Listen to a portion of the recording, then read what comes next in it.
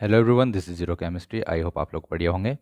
तो हम लोग यहाँ पर आपके स्केलर एग्जाम से रिलेटेड कुछ एमसीक्यू क्वेश्चंस करने वाले थे। तो आज का हम इस लेक्चर में कुछ और एमसीक्यू क्वेश्चन यहाँ पर देखने वाले हैं, जिसमें सबसे पहला क्वेश्चन हमारे पास है, गैसों में विसरण का एक उदाहरण है। गैसों में क्या होता है, एक प्रॉपर्टी होती है जिसको कहते हैं कि विसरण होता है। ठीक है, विसरण क्या होता है, तो यहाँ पर कोई गैस होती है, वो अपनी हाई कंसंट्रेशन से लो कंसंट्रेशन की ओर क्या होती है, यहाँ पर मूव करती है। तो इसी मूवमेंट को क्या कहा जाता है, यहाँ पर विसरण कहा जाता है। और इसका यहाँ पर उदाहरण जो है आपके पास वो है इत्र के सुगंध का हवा में फैलना। ठीक है, नेक्स्ट क्वेश्चन देखते हैं। यहाँ पर निम्नांकित में द्रवों में क्या निश्चित होता है। तो द्रव यानी कि लिक्विड्स में क्या निश्चित होता है, क्या उनका आकार निश्चित है, वेग निश्चित है, घनत्व निश्चित है, या फिर उनका आयतन निश्चित है। तो यहाँ पर जो निश्चित रहता है उनका वो है आयतन। वो क्या है, आयतन है। आयतन इनका निश्चित रहता है, ध्यान रखने वाली बात है। नेक्स्ट क्वेश्चन देखते हैं, किस अवस्था में अणुओं की ऊर्जा अधिकतम होती है। अणुओं की ऊर्जा किस में अधिकतम होने वाली है, ठोस में, द्रव में, या गैस में। तो गैस में सबसे ज़्यादा ऊर्जा होती है यहाँ पर, किस में, अणुओं में। और ऊर्जा की किसकी बात हो रही है यहाँ पर, ऊर्जा यानी कि यहाँ पर गतिज ऊर्जा की बात हो रही है। किसकी हो रही है, गतिज ऊर्जा की बात हो रही है। पदार्थ की किस अवस्था में अंतराणुक बल प्रबलतम होता है। तो अंतराणुक बल की हम यहाँ पर बात करने वाले हैं। तो सबसे अधिक अंतराणुक बल क्या होता है, ठोस में होता है। किस में होता है, ठोस में होता है। नेक्स्ट क्वेश्चन हमारे पास, जल का क्वथनांक कितना होता है। कौन से टेम्परेचर पर जल उबलता है। तो 100 डिग्री सेंटीग्रेड। कितने पे उबलता है, 100 डिग्री सेंटीग्रेड पे उबलता है। नेक्स्ट क्वेश्चन देखते हैं, अगर कि 300 केल्विन तापमान किसके बराबर होता है। तो 300 केल्विन तापमान यहाँ पर आपके पास होता है आपका 27 डिग्री सेंटीग्रेड। यानी कि जब हम क्या करते हैं, 27 डिग्री सेंटीग्रेड में ऐड करेंगे यहाँ पर 273, तब जाकर हमारे पास 300 आएगा। ठीक है ना। तो ये हमारे पास क्या है, यहाँ पर 27 डिग्री सेंटीग्रेड आंसर हो जाएगा। क्वेश्चन नंबर 7, 473 डिग्री सेंटीग्रेड तापक्रम किसके बराबर होगा। तो 473 में ऐड कर दोगे तुम 273, और क्या हो जाएगा, 3 और 3 6, 7 और 7 14, 4 और 2 6 और 1 7, 746 केल्विन। यहाँ पर ऑप्शन नंबर सेकंड इसका राइट आंसर हो जाएगा। ठीक है ना, कर लेंगे इसको। नेक्स्ट क्वेश्चन देखते हैं, इत्र की गंध दूर तक किस कारण से फैल जाती है। अभी हम देख के आए थे, इसका कारण होता है विसरण। ये किसकी प्रॉपर्टी होती है, ये यहाँ पर प्रॉपर्टी होती है गैस की। क्वेश्चन नंबर 9 देखते हैं, 0 डिग्री सेंटीग्रेड पर जल की भौतिक अवस्था क्या होगी।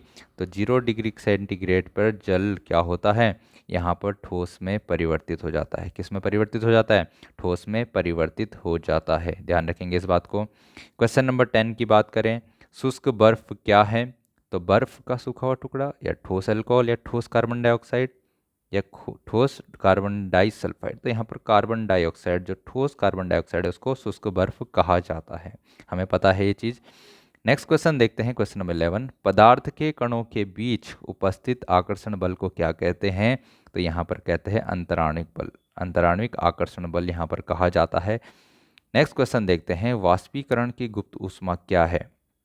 तो वाष्पीकरण की गुप्त ऊष्मा है कि क्वथनांक पर, क्वथनांक यानी कि बॉइलिंग पॉइंट पे 1 किलोग्राम द्रव को वाष्पित होने के लिए जितनी ऊष्मा की आवश्यकता होती है, उसे हम क्या कहते हैं, वाष्पीकरण की गुप्त ऊष्मा कहते हैं। ऑप्शन ये वाला हमारे पास सही हो जाएगा। कर लेंगे इसको, इसमें किसी को कोई प्रॉब्लम नहीं होनी चाहिए। चलिए आगे बढ़ते हैं, और क्वेश्चंस हमारे पास, और क्वेश्चन देखें। निम्नलिखित में अशुद्ध पदार्थ कौन सा है। अशुद्ध पदार्थ की जब हम बात करते हैं, तो अशुद्ध पदार्थ यहाँ पर आपके पास जो है, नाइट्रोजन शुद्ध पदार्थ होता है, हीलियम शुद्ध है, कैल्शियम शुद्ध है, बट जो वायु है, वायु एक मिश्रण होता है, मिश्रण अशुद्ध पदार्थ है। तो ऑप्शन नंबर सेकेंड इसका राइट आंसर हो जाएगा। निम्नलिखित में मिश्रण का उदाहरण है जल, हाइड्रोजन, कार्बन डाइऑक्साइड, या फिर वायु। तो वायु यहाँ पर मिश्रण का उदाहरण है। जल एक यौगिक है, कार्बन डाइऑक्साइड भी एक यौगिक है, बट हाइड्रोजन क्या है, यहाँ पर एक एलिमेंट है, यानी कि तत्व है। और जो हमारे पास मिश्रण का उदाहरण है, वायु हो जाएगा। निम्नलिखित में समांगी मिश्रण कौन है। तो समांगी मिश्रण की जब हम बात करेंगे, तो यहाँ पर समांगी मिश्रण हमारे पास है वायु। समांगी मिश्रण कौन है, यहाँ पर वायु है। वायु एक समांगी मिश्रण होता है। ठीक है, क्वेश्चन नंबर 4 देख रहे हैं यहाँ पर, निम्नलिखित में से विसमांगी मिश्रण कौन है। तो नमक जल कहाँ गया, नमक जल एक समांगी है। चीनी जल एक समांगी मिश्रण है। जल यहाँ पर क्या होता है, जल तो एक यौगिक है। और मिट्टी का तेल और जल यहाँ पर क्या होता है, विसमांगी मिश्रण है। मतलब अलग अलग हमको पता चल जाता है कि कौन इसमें वाटर है, कौन इसमें केरोसिन है। नेक्स्ट क्वेश्चन की बात करते हैं, निम्नलिखित में विलयन है। विलयन की जब हम बात करते हैं तो वायु, वायु एक विलयन है। वायु क्या है, एक विलयन है। इस बात को हम ध्यान रखेंगे। वायु क्या होता है, एक विलयन होता है। नेक्स्ट क्वेश्चन की बात करें, क्योंकि जो दूध है, दूध एक क्या होता है, कोलाइडी विलयन बोले जाते हैं, वो विलयन का उदाहरण नहीं है। ठीक है। नेक्स्ट क्वेश्चन देखते हैं, क्वेश्चन नंबर 6। एक विलयन के 320 ग्राम विलायक जल में 40 ग्राम साधारण नमक में विलय है। द्रव्यमान प्रतिशत निकालना है यार, तुम्हें क्या निकालना है, द्रव्यमान प्रतिशत निकालना है। कैसे निकाला जाता है द्रव्यमान प्रतिशत, तो टोटल हमारे पास आ जाएगा। किसका निकालना है, विलयन का द्रव्यमान प्रतिशत हमें निकालना है। तो द्रव्यमान है, वेट अ मिनट, ठीक है, विलयन का द्रव्यमान प्रतिशत, हाँ तो ठीक है, विलेय के टर्म में निकाला जाएगा। किसके टर्म में निकाला जाएगा, विलेय के टर्म में। तो विलेय का द्रव्यमान कितना है, 40 ग्राम है। विलायक हमारे पास है 320, तो विलयन कितना हो जाएगा, 320 प्लस 40 हो जाएगा। कितना हो जाएगा, 320 प्लस 40 यहाँ पर आ जाएगा। टोटल ये विलयन का हो गया, विलायक। तो यहाँ पर 40 बटे कितना हो जाएगा, 320, 40, 360 हो जाएगा। ठीक है, इससे कैंसिल हो गया। 4×9=36, तो कितना हो गया है, 1/9। और 1/9 कितना होता है, और इधर क्या बोलते हैं, उसके बाद इसको प्रतिशत में कन्वर्ट करना है, तो यहाँ पर 100 से मल्टीप्लाई कर लेना।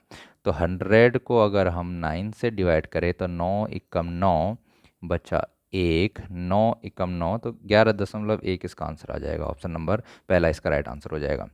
नेक्स्ट क्वेश्चन देखते हैं, निम्नलिखित में से निलंबन कौन है। तो निलंबन आप लोगों को ध्यान में रखना है, मटमैला जल जो होता है वो निलंबन का उदाहरण होता है। किसका उदाहरण होता है, निलंबन का उदाहरण होता है।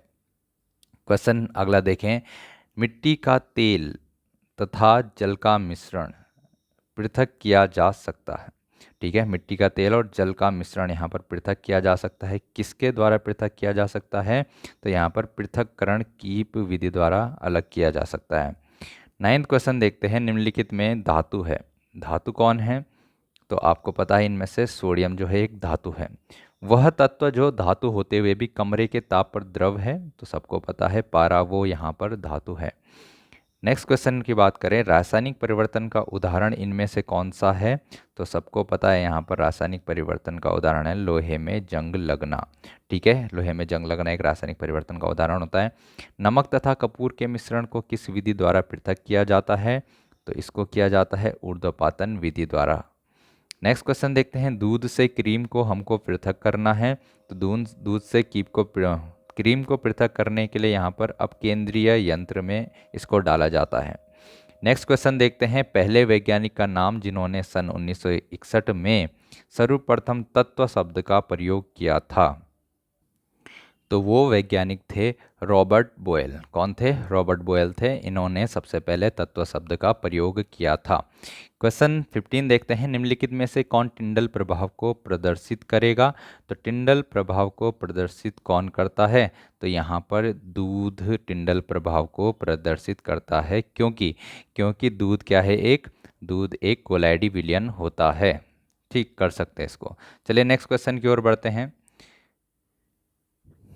नेक्स्ट क्वेश्चन हमारे पास आने वाला है, यस, रासायनिक संयोजन के नियम को प्रतिपादित करने वाले वैज्ञानिक कौन थे। ठीक है, तो रासायनिक संयोजन के नियम को प्रतिपादित करने वाले वैज्ञानिक यहाँ पर थे लेवाइजर और जोसेफ एल प्रोस्ट। ठीक है, ऑप्शन नंबर यहाँ पर 4th राइट आंसर हो जाएगा। सीसा जिसको कि लेड कहा जाता है, लेड का यहाँ पर प्रतीक क्या है, तो लेड का प्रतीक Pb होता है।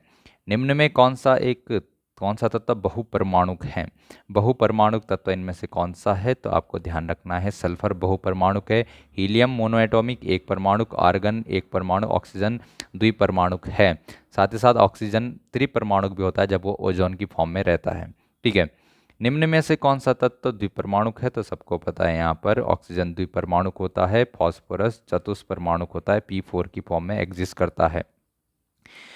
सल्फर S8 की फॉर्म में एग्जिस्ट करता है। ठीक है, नेक्स्ट क्वेश्चन देखते हैं, ऋण आवेशित आयन को कहते हैं, तो ऋणायन कहते हैं। क्या कहते हैं, ऋणायन कहते हैं। अमोनिया में तत्व कौन कौन से हैं, तो आपको पता होना चाहिए अमोनिया का फॉर्मूला क्या होता है, नाइट्रोजन और हाइड्रोजन प्रेजेंट है। ये वाला आपका राइट आंसर यहाँ पर हो जाएगा।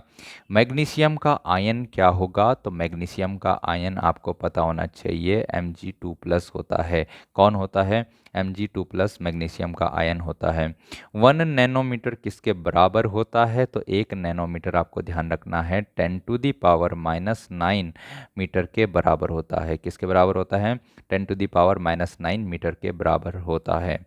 नेक्स्ट क्वेश्चन देखें, डाल्टन ने प्रतिपादित किया, क्या प्रतिपादित किया कि द्रव्य सूक्ष्म कणों का बना होता है जिसको परमाणु कहते हैं, बिल्कुल सही। परमाणु अविभाज्य है जिसका सृजन और विनाश संभव नहीं है, बिल्कुल सही बात। और किसी तत्व के सभी परमाणु समान रासायनिक प्रकृति के होते हैं, ये भी उन्होंने यहाँ पर कहा था। तो उपरयुक्त सभी यहाँ पर आ जाएगा। बोरोन का प्रतीक आप लोगों को बताना है कि बोरोन का प्रतीक क्या होता है, तो आपको ध्यान रखना है बी यहाँ पर बोरोन का प्रतीक है, Be बेरिलियम का प्रतीक है, Br ब्रोमीन का प्रतीक है, जबकि Ba बेरियम का प्रतीक होता है। तो बोरोन का प्रतीक क्या हो जाएगा, यहाँ पर बी हो जाएगा। अगला क्वेश्चन यहाँ पर देखते हैं।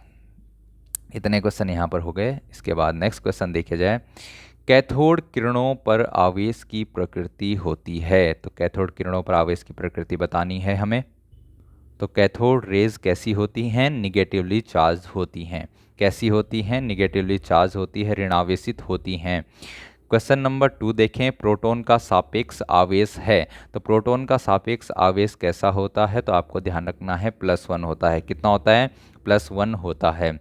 परमाणु का नाभिक होता है, परमाणु के नाभिक पे कैसा आवेश होता है, तो आप लोगों को ध्यान रखना है धनावेशित होता है। क्यों, क्योंकि वहाँ पर प्रोटॉन प्रेजेंट रहते हैं और प्रोटॉन पर कैसा चार्ज होता है, धनात्मक आवेश होता है। इलेक्ट्रॉन का सापेक्ष आवेश कितना है, तो -1 है, निगेटिव चार्ज इस पर होता है। नेक्स्ट क्वेश्चन हमारे पास, कैनाल किरणें किसका किरण पुंज हैं। तो कैनाल किरणें जो होती हैं वो प्रोटॉनों का किरण पुंज होता है। ठीक है, कैसा होता है, यहाँ पर प्रोटॉनों का किरण पुंज होता है, इसलिए आप लोगों ने ऑप्शन ए इसका राइट आंसर बता देना है। क्वेश्चन नंबर 6 देखें, इलेक्ट्रॉन का आविष्कार यानी खोज की बात हो रही है। आविष्कार यानी खोज किसने की थी, तो इलेक्ट्रॉन की खोज जे थॉमसन ने की थी। किसने की थी, जे थॉमसन ने की थी। प्रोटॉन की खोज किसने की, सभी को ध्यान रखना है, गोल्डस्टीन ने की, रदरफोर्ड ने नहीं की है। न्यूट्रॉन का सापेक्ष आवेश कितना होता है, न्यूट्रॉन का सापेक्ष आवेश 0 होता है। इलेक्ट्रॉन का द्रव्यमान कितना है, तो इलेक्ट्रॉन का द्रव्यमान आप सभी को ध्यान रखना है 9.11 × 10⁻³ किलोग्राम होता है। हाइड्रोजन परमाणु में कौन सा कण नहीं होता है, तो हाइड्रोजन परमाणु में न्यूट्रॉन नहीं होता है। हाइड्रोजन परमाणु में क्या नहीं होता है, न्यूट्रॉन नहीं होता है, ये बात आप ध्यान रखेंगे। परमाणु के नाभिक में निम्न में से कौन से कण उपस्थित होते हैं, तो आप सभी को पता होना चाहिए परमाणु के नाभिक में प्रोटॉन एवं न्यूट्रॉन मौजूद रहते हैं, हाइड्रोजन को छोड़ के। क्वेश्चन नंबर 12 देखें, रदरफोर्ड का अल्फा कण प्रकीर्णन प्रयोग किसकी खोज के लिए उत्तरदायी था, तो इन्होंने क्या खोजा था, परमाणु का केंद्र खोजा था। Nucleus of an atom was discovered by Rutherford's alpha particle scattering experiment, और उन्होंने इसके द्वारा क्या खोज लिया था, परमाणु का केंद्रक खोज लिया था। फिर बात करें यहाँ पर के कोष में इलेक्ट्रॉनों की अधिकतम संख्या क्या होती है, तो आपको पता है K, L, M, N, इस तरीके से आप क्या करते हैं, यहाँ पर कक्षाओं को बताते हैं, कोष को बताते हैं। इसके लिए n = 1 होता है, n = 2 होता है, n = 3 होता है, n = 4 होता है। और मैंने आपको बताया था मैक्सिमम नंबर ऑफ इलेक्ट्रॉन्स बताने के लिए 2n² फॉर्मूले का यूज़ किया जाता है। तो आप बता सकते हैं कि के कोष में यहाँ पर n की वैल्यू 1 है, तो 1 क्या हो जाएगा, 2 × 1² यानी कि 2। मैक्सिमम कितने इलेक्ट्रॉन हो सकते हैं, 2 इलेक्ट्रॉन हो सकते हैं। एल में कितने हो सकते हैं, 2 × 2² यानी कि 2 × 8। एम में कितने हो जाएंगे, 2 × 3² यानी कि यहाँ पर 9 दूनी 18। और एन में कितने हो जाएंगे, 2 4² यानी कि 4 चौको 16 दूनी 32। ठीक है, तो इनको आप निकाल सकते हैं। फॉर्मूला क्या यूज़ करना है, 2n² यूज़ करना है। और कौन से कोष या कक्षा के लिए यहाँ पर n की वैल्यू क्या होगी, ये भी आप लोगों को ध्यान में रखना है। नेक्स्ट क्वेश्चन की ओर बढ़ते हैं। एक तत्व क्या कह रहा है यहाँ पर, ये कह रहा है कि एक तत्व की परमाणु संख्या केंद्रक में विद्यमान किसके बराबर होती है। तो परमाणु क्रमांक या परमाणु संख्या हम बताते हैं नंबर ऑफ प्रोटॉन जो उसके केंद्रक में प्रेजेंट रहते हैं उसको देखकर, ठीक है ना। क्वेश्चन नंबर 15 देखें, मैग्नीशियम की संयोजकता कितनी होती है, कितने बंध बनाता है। तो आपको ध्यान रखना इसकी संयोजकता होती है 2। कितनी होती है, 2 होती है। और क्वेश्चन देखें यहाँ पर क्वेश्चन नंबर 19, क्लोरीन आयन यानी कि Cl निगेटिव आयन में संयोजकता इलेक्ट्रॉनों की संख्या है। तो संयोजी इलेक्ट्रॉनों की संख्या देखो, अगर मैं बात करूं क्लोरीन की तो क्लोरीन 17 होता है, 2, 8 और 7 यहाँ पर इसका इलेक्ट्रॉनिक कॉन्फ़िगरेशन होता है। बट जब निगेटिव चार्ज आ गया इस पर तो एक इलेक्ट्रॉन एक्स्ट्रा आ जाएगा, यानी कि इसके अंतिम कोष में एक और इलेक्ट्रॉन आ चुका है, जिसकी वजह से इसके अंतिम कोष में 8 इलेक्ट्रॉन हो चुके हैं। और जो अंतिम कोष में इलेक्ट्रॉनों की संख्या होती है उसी कोष के संयोजी इलेक्ट्रॉन कहा जाता है। क्या कहा जाता है, संयोजी इलेक्ट्रॉन कहा जाता है। तो ऑप्शन नंबर दूसरा इसका राइट आंसर हो जाएगा। तो चलिए इस वीडियो के लिए इतना ही रखते हैं, आने वाले वीडियो में और ज़्यादा एमसीक्यू क्वेश्चन हम यहाँ पर डिस्कस करेंगे। तब तक कि आप लोग इसी तरीके से पढ़ाई करते रहिए। एग्ज़ाम अब बहुत ही नज़दीक है तो मेहनत करिए।